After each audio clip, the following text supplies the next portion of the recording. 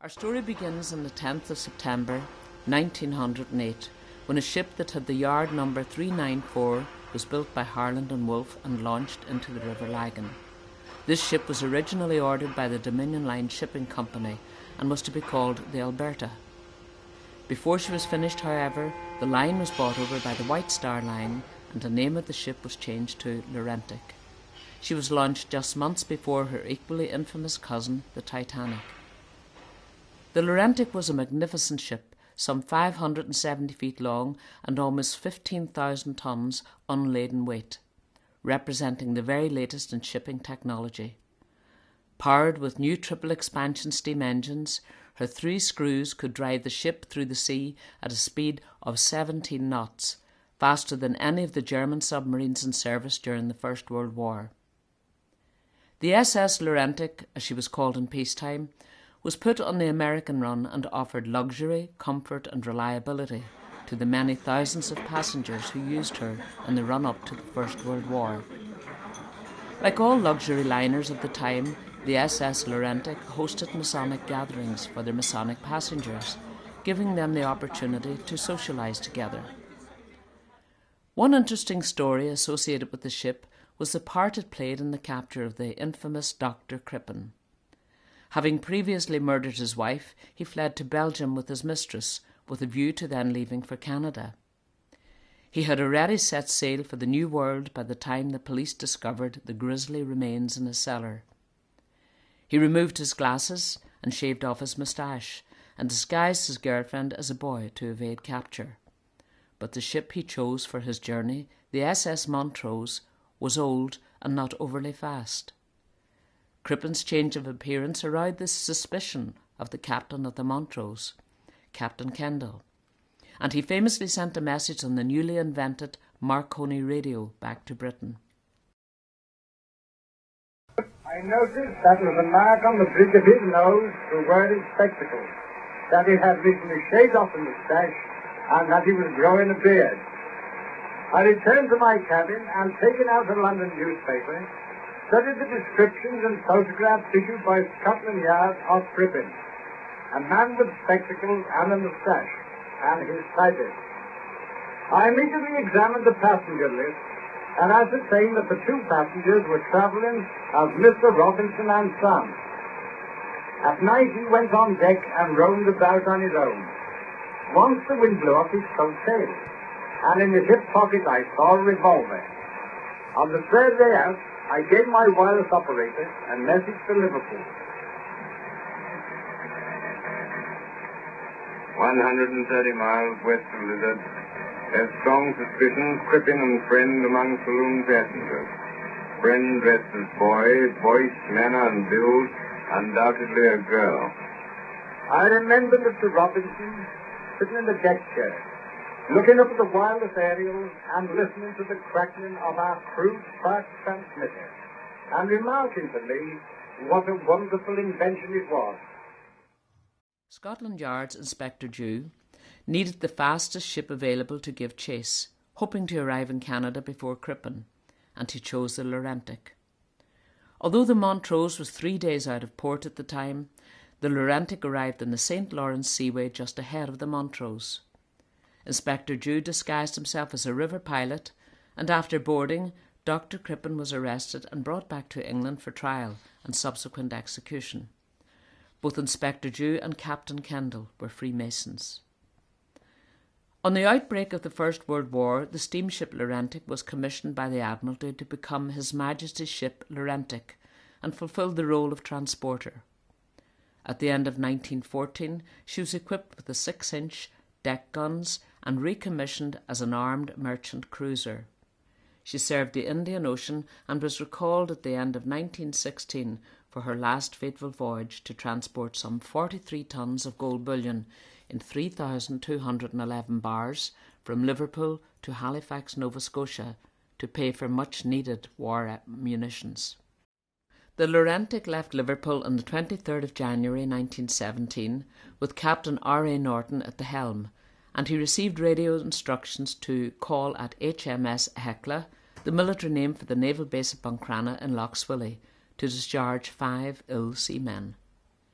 HMS Laurentic arrived in Lough Swilly on the 25th of January 1917, and the ship's officers took the opportunity to go ashore and have a meal in the Lough Swilly Hotel, Buncrana. Everyone was back on board by 5 p.m, and the ship finally left its berth and headed out into the North Atlantic. It was a bitterly cold night, and the snow and hail lashed the ship under a gale force 12 wind. As the Laurentic passed Fanet Head, approximately 2 miles offshore, she struck a mine, one of the 6 laid earlier in the month by German U-boat U-80. She then hit a second mine and began to list quite markedly. The second mine had destroyed the engine room and generators, disabling the ship and killing most of the engineering officers and engine room ratings.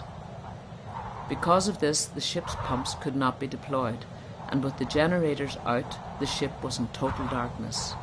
The radio, also which relied on electricity, could not be used, so no distress signal could be sent.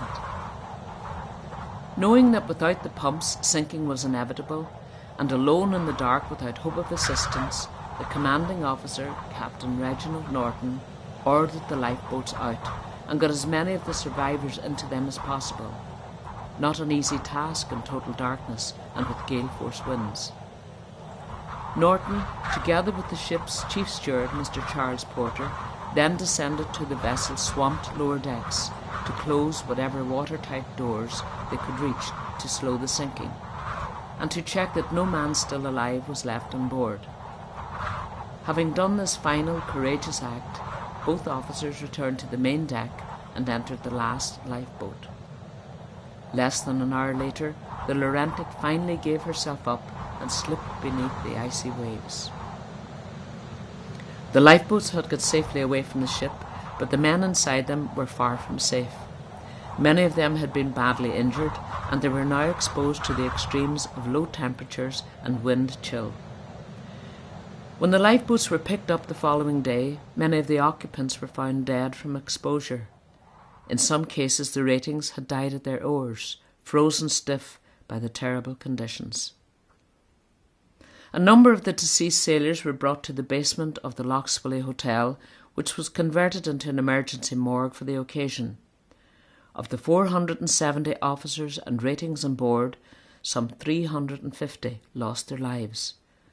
Corpses were washed ashore for many weeks after the sinking. Though not in the same league as the loss of life, the loss of the gold, worth £5 million, was a sore blow to the war effort. Salvage attempts started immediately, and within a few years all but 25 bars were recovered. The main burial of some 71 bodies took place in St. Maur's Church of Ireland graveyard in Upper Fawn. The service was poignant given Ireland's history, with participation of Church of Ireland, Presbyterian and Roman Catholic clergy in the one service on the 31st of January 1917. The next day, a further 2 bodies were buried in Cockhill Catholic Cemetery on the outskirts of Buncrana. A memorial Celtic cross was erected at St. Maur's, and the memorial plaque was erected at Cockhill. Other memorials to the dead can be found elsewhere.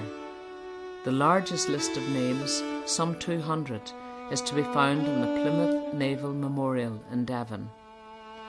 In the Newfoundland Memorial at the Somme at Beaumont Hamel are listed some 18 names of Newfoundland Royal Naval Reserves, all lost on the Laurentic. 35 names are recorded in the Chatham Naval Memorial in the town of Chatham in Kent. Of the single memorials is that of Corporal William Worsfold in St. Peter's Churchyard, Chorley, Lancashire.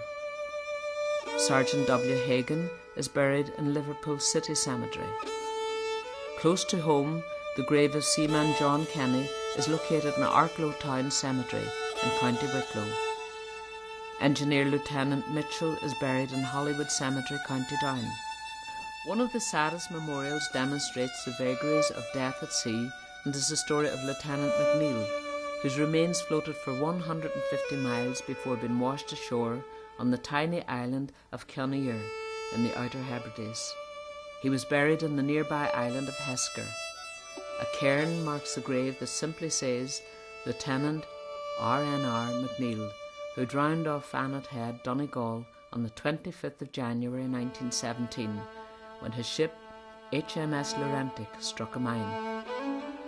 By coincidence, the island where his body was washed up is part of the lands of Clan McNeill, his own family name. Hebridean sailors believed that when they drown, the sea will always carry their body home, and maybe that last lonely voyage home of Lieutenant McNeill bears out their belief.